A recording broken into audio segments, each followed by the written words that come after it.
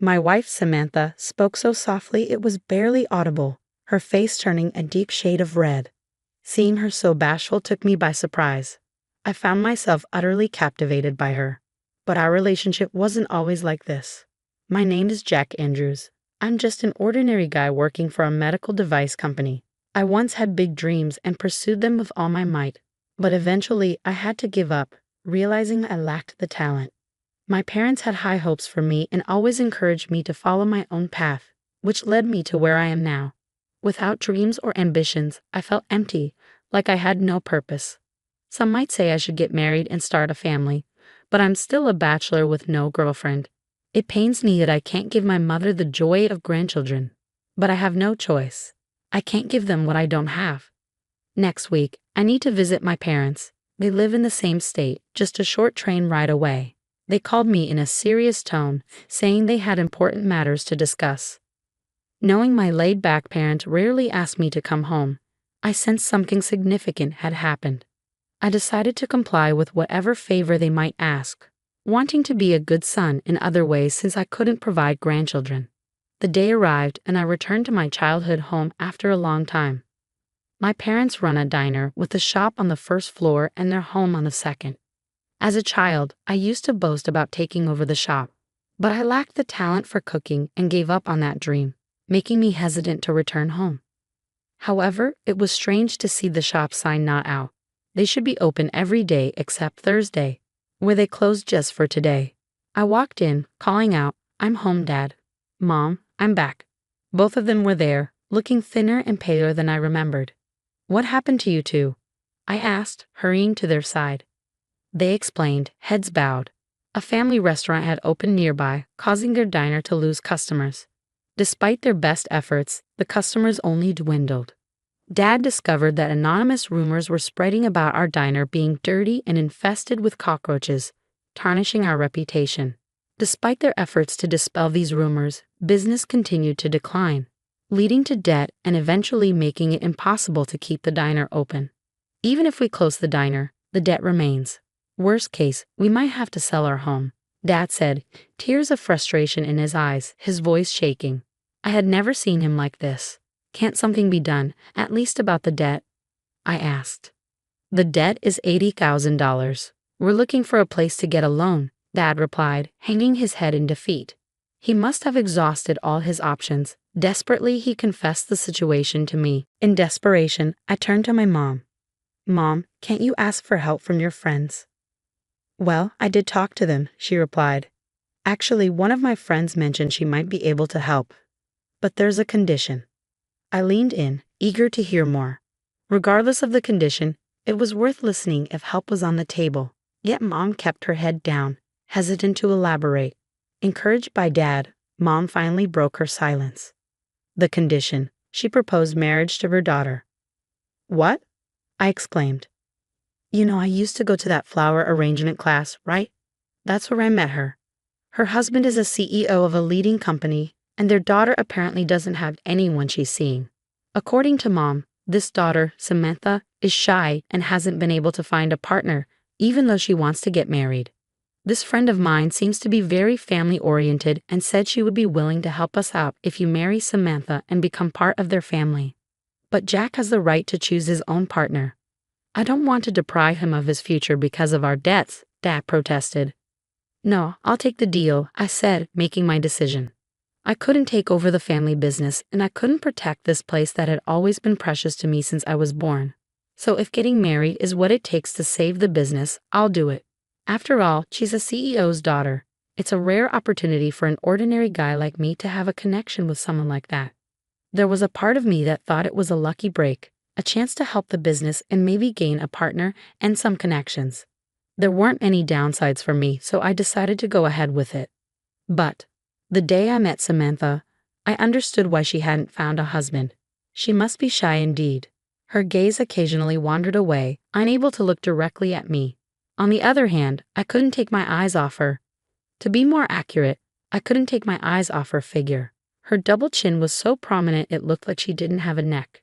She lacked a waistline, no curves, just a cylindrical shape. If I were to compare her shape to something, it would be to a certain blue, round-shaped robot from the future. I don't like to criticize people's appearances, but I have to admit she made a strong impression. If you asked me if I wanted to marry her, I'd say no without hesitation. But I wasn't in a position to say that right now. Nice to meet you, I'm Samantha. I'm Jack. Pleasure to meet you. Samantha shyly responded and made her greeting. I nodded in response, and after some discussion, we officially became engaged. A month later, we got married and officially became a couple. There was some discussion about living together, but marriage was a non-negotiable condition for repaying the debt. I had no reason to refuse. Perhaps understanding the situation, Samantha suggested that we don't force ourselves to live like a typical married couple but come together in our own way. So we ended up sharing a bedroom but not a bed. The so-called wedding night has not yet taken place. With Samantha's physique, sharing a bed would honestly be a squeeze. We were both used to living alone, so it was a bit awkward at first, but it seemed that Samantha had always aspired to be a typical wife. Good morning. I tried making breakfast. If you like, please have some, she said just before I left for work. Samantha, who had gotten up early, had prepared breakfast. Chicken soup, fish, and omelette. A hearty meal. The aroma of the food tickled my nostrils, stimulating my empty stomach. This is delicious. Even though I quit, I once aspired to be a chef. I have a discerning palate for food, so I can say with confidence Samantha's soup is truly delicious. And it's not just the soup. The seasoning of the fish is just right, and the omelette, its color, shape, and taste, are all perfect. The quality is as good as any restaurant. This is amazing. It must have been tough to make breakfast of this level, right? It's delicious, I said, engrossed in my breakfast. Samantha's face gradually turned red. I'm glad, I said, feeling a swell of pride. Be confident. I'm a diner's owner's son after all. Samantha, you're a great cook. With that, I finished my meal, not hiding my genuine opinion. Samantha shyly hid her face behind the tray she was holding. Well, I've never served my homemade food to anyone before. I'm happy though. She appeared extremely shy, and seeing Samantha genuinely happy was adorable. They say don't judge a book by its cover, and that might be true. Samantha, aside from her looks, has a very playful and adorable personality. She's so domestic that you forget she's a CEO's daughter, and she almost flawlessly manages household chores. Except, it seems that she's not very good at doing laundry.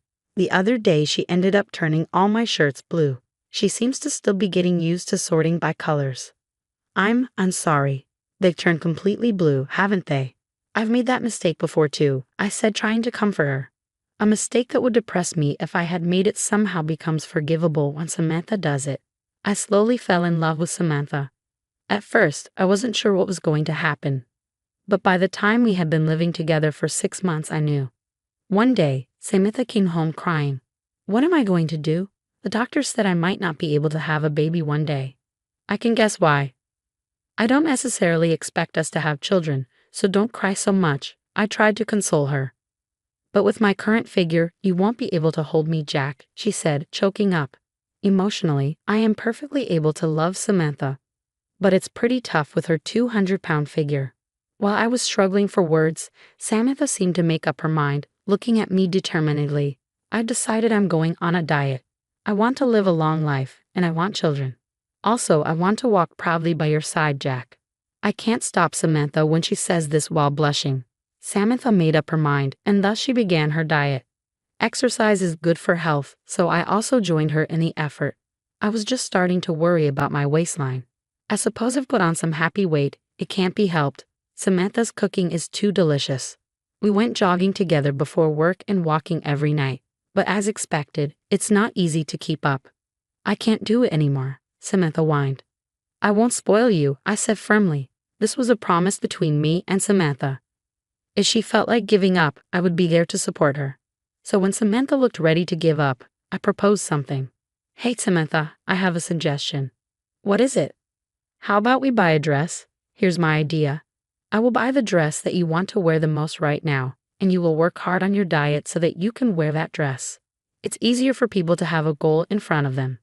That might be a great idea. I've never worn a dress before, Samantha said, getting on board with the idea. Additionally, we decided to separate our bedrooms. This was because Samantha wanted to do stretches and yoga at night.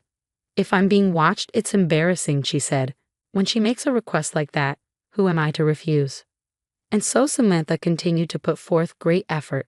Half a year later, by the time we had been married for a year, Samantha had become astonishingly beautiful. I hadn't realized it because she was overweight, but she originally had a good figure. With her chest and butt standing out and her waist slimmed down, Samantha, now with a great figure, looked like a different person. Her weight dropped to the goal weight of 117 pounds, and Samantha came running to me beaming with joy. "Jack, I'm going to try on that dress today." "Really?" "I'm going to change in the bedroom. Wait for me here," Samantha said, heading to her bedroom.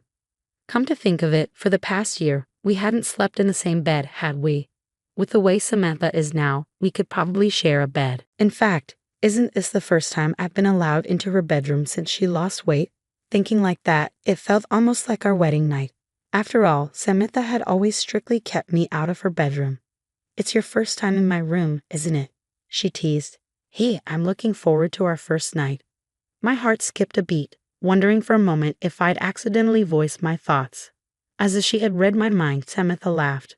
"I'll be changed in a moment," she said, and shut the bedroom door. After a year together, we were comfortable enough to joke around like that, but her shyness hadn't changed. Just before she shut the door, I caught a glimpse of her blushing ears. After a little while, she called out, "I put it on. Come in." Upon Samantha's invitation, I entered the bedroom. This is my first time wearing a dress. How do I look? There stood Samantha, blushing yet gracefully wearing the red dress I'd bought. She looked stunning, her beauty resembling that of a goddess, leaving me speechless. "This is incredible. You look stunning," I finally managed to say. Samantha was that beautiful, enchanting, and alluring. Yet despite her appeal, she was blushing and fidgeting adorably. "Do I look weird?" she asked. "Not at all. You're beyond beautiful." "Really? Truly?" "Yeah, I'd rather not have you walk around outside like that, though." Upon hearing that, Samantha chuckled happily. "Oh, stop it, but I'm flattered. I'm just telling the truth. I mean, what if some strange guy comes over?" I muttered, a hint of anxiety in my voice. Samantha, in all her beauty, smiled. "In that case, you'll protect me, won't you?" Her blush was so very Samantha-like, and I chuckled in response. I resolved in my heart to protect Samantha at all costs and gently closed the bedroom door. From then on, time continued to pass. Welcome. Believe it or not, I took over my dad's restaurant. Quitting my job and paying off the debt was one thing, but it was no easy task to bring a reputation-damaged restaurant back to life. But now we transformed into a popular restaurant with lines from the morning. "Jack, take this to table 5.